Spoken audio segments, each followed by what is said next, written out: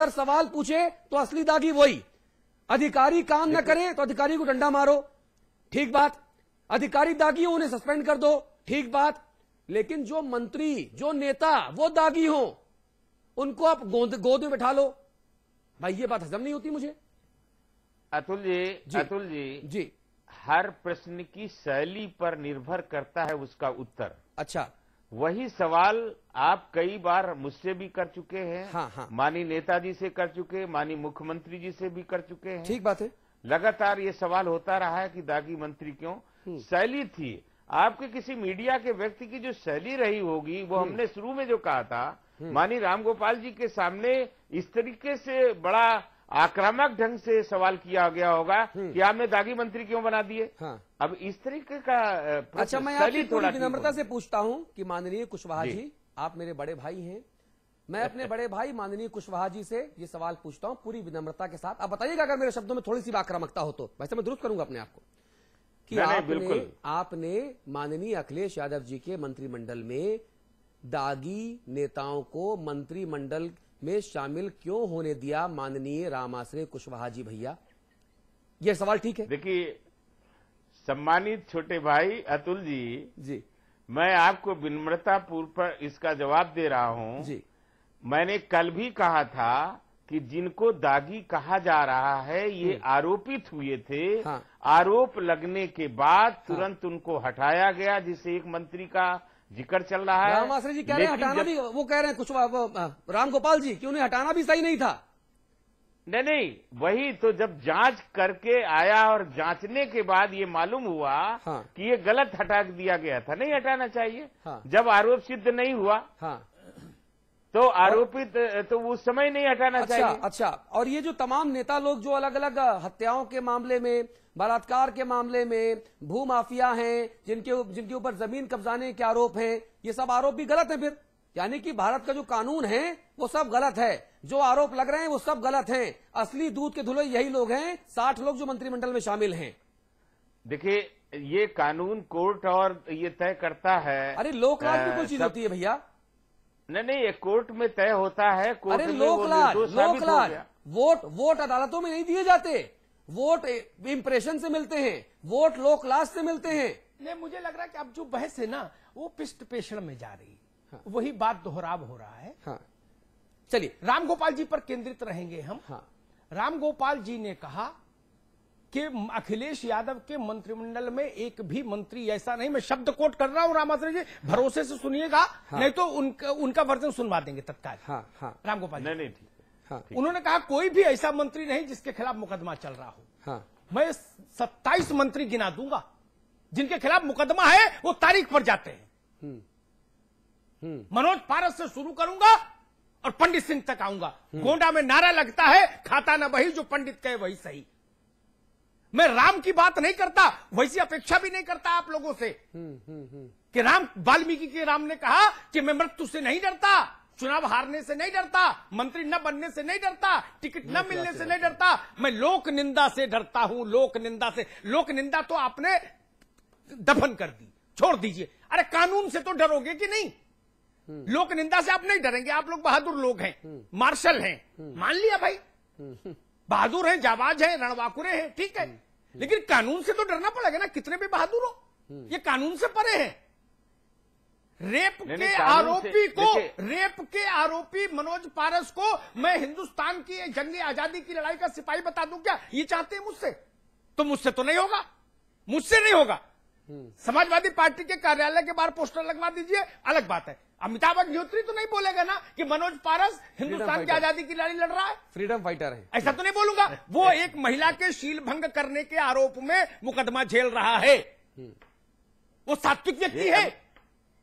अमिताभ जी, पंडित सिंह जो एक सीएमओ को उठा के ले गए, वो पंडित सिंह जिन्होंने इस चैनल में रात में 2 बजे फोन किया और उस वक्त उनकी जबान भी लड़खड़ा रही थी, लग रहा था वो किसी दूसरे किस्म के पेय के प्रभाव में थे। हालांकि अगले दिन सुबह तक उनकी हिम्मत पस्त हो गई, वो अपने स्वाभाविक कद में आ गए। पंडित सिंह जी है तो पराक्रमी, लेकिन फिर कद में तो आने पड़ता है, ठीक है ना। ऐसे कितने चेहरे पर बोलूं, ये तथ्यात्मक झूठ है। जो बोला गया कि एक भी मुकदमा नहीं। अरे मेरी बात मत मानिए, लोकलाज मत मानिए, अदालत की बात तो मानेंगे ना राम आश्रय जी।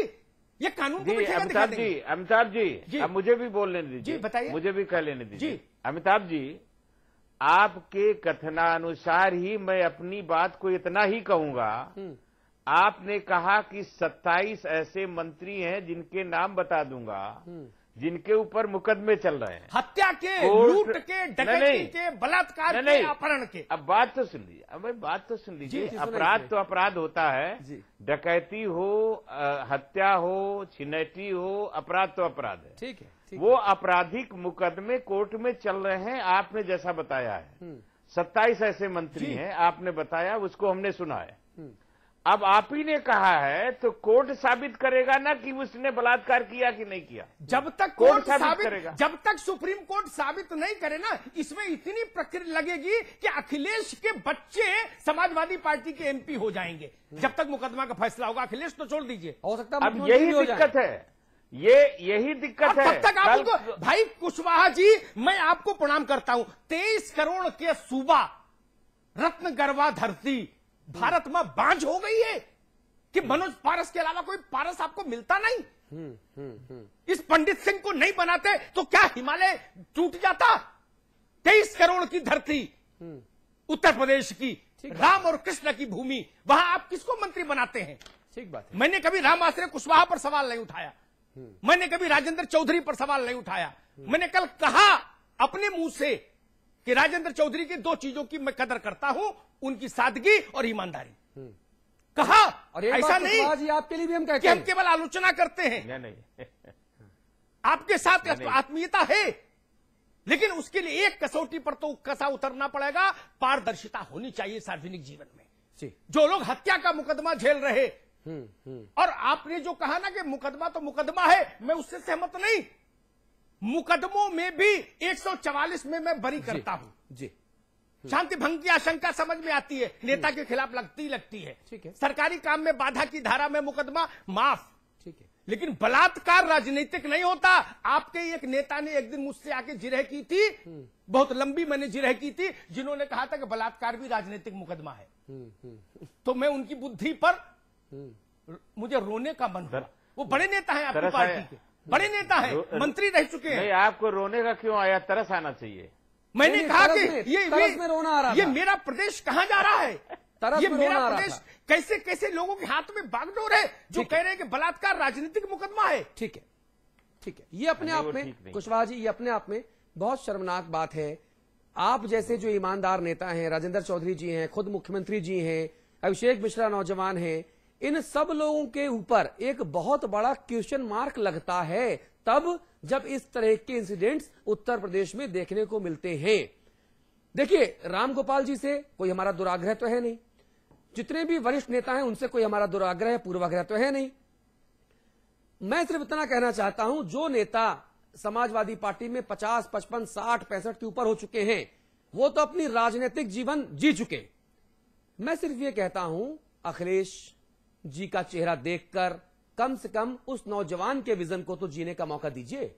सिर्फ इतनी सी आरजू है आपसे, क्योंकि अखिलेश सिंह यादव से उम्मीदें हमको भी हैं, उम्मीदें उत्तर प्रदेश को भी हैं, उम्मीदें उन सभी लोगों को हैं जिन्होंने अखिलेश यादव के चेहरे को सामने रखते हुए सपा को वोट दिया था। और इस तरह के जो फैसले होते हैं ना राम आश्रय जी, तो कम से कम उन लोगों के दिलों में एक छल का भाव आता है कि साहब हम ठगे गए हैं, एक दुख का भाव आता है, जिसको दूर करने की जिम्मेदारी भी सपा की है, मुलायम सिंह जी की है, आप सभी लोगों की है, और आप लोग उस जिम्मेदारी पर खरे नहीं उतर रहे हैं। यह हमारा संपादकीय पक्ष है।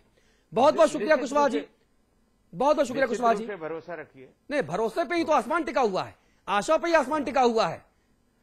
अब देखिए आगे आगे भरोसा क्या होता है। बहुत बहुत धन्यवाद आपका। लेकिन यहां ये भी कहते हैं कि जहां अपेक्षा की जाती है ना, वहीं पे उपेक्षा मिलती है। ये भी जहां विश्वास होता है, भरोसा आपने किया है, वो खरा उतरेंगे। जहां विश्वास होता है वहां विश्वासघात भी होता है, समझना पड़ेगा। एक बहुत पतली सी लकीर है। बहुत शुक्रिया कुशवाहा जी, बहुत धन्यवाद। उत्तराखंड वाले हमारे मेहमान हमारा भी इंतजार कर रहे हैं, एक ब्रेक ले रहे हैं। खबर उत्तराखंड की उस पार।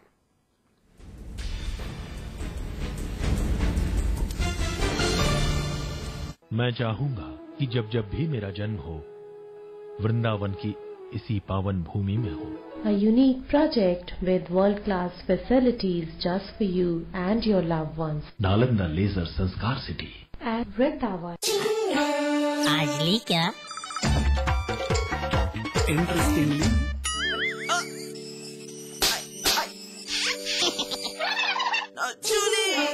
Refreshing mini gums. आज ली क्या?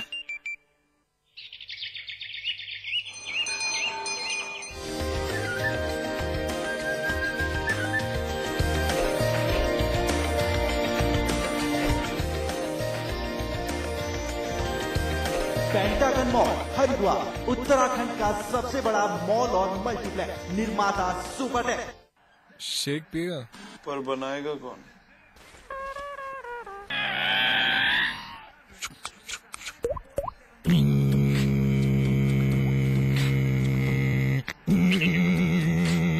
Catch your milk 1 minute shake, ना मिक्सर ना ब्लेंडर, बस पानी डालो, मिलाओ और तैयार। Catch your milk 1 minute shake, mango, chocolate, केसर, बादाम और रोज फ्लेवर्स में। मैं चाहूंगा कि जब जब भी मेरा जन्म हो, वृंदावन की इसी पावन भूमि में हो। A unique project with world-class facilities just for you and your loved ones. Nalanda leisure Sanskar city At Vrindavan.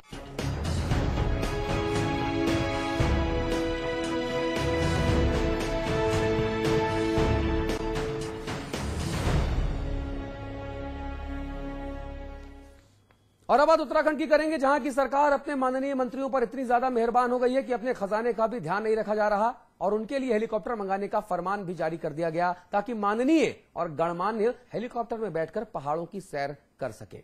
Luxury कारों का तोहफा तो उन्हें सरकार ने पहले ही दे दिया था। इस मुद्दे पर बात करेंगे, अमिताभ अग्निहोत्री जी हमारे साथ हैं, इसके अलावा दिनेश धने साहब हमारे साथ हैं। आप अध्यक्ष हैं गढ़वाल मंडल विकास निगम यानी GMVN के, निर्दलीय विधायक हैं आप। प्रकाश पंत साहब हमारे साथ हैं, आप बीजेपी के वरिष्ठ नेता हैं, आप विधानसभा के पूर्व अध्यक्ष रह चुके हैं, आप पूर्व मंत्री हैं। आप सभी का बहुत स्वागत, आपसे करके बातचीत करेंगे। तो उत्तराखंड की सरकार अपने मंत्रियों पर खासी मेहरबान हो चली है। पहले उनके लिए लग्जरी गाड़ियों का इंतजाम किया गया और अब हेलीकॉप्टर में सैर करवाने की तैयारी पूरी हो गई है।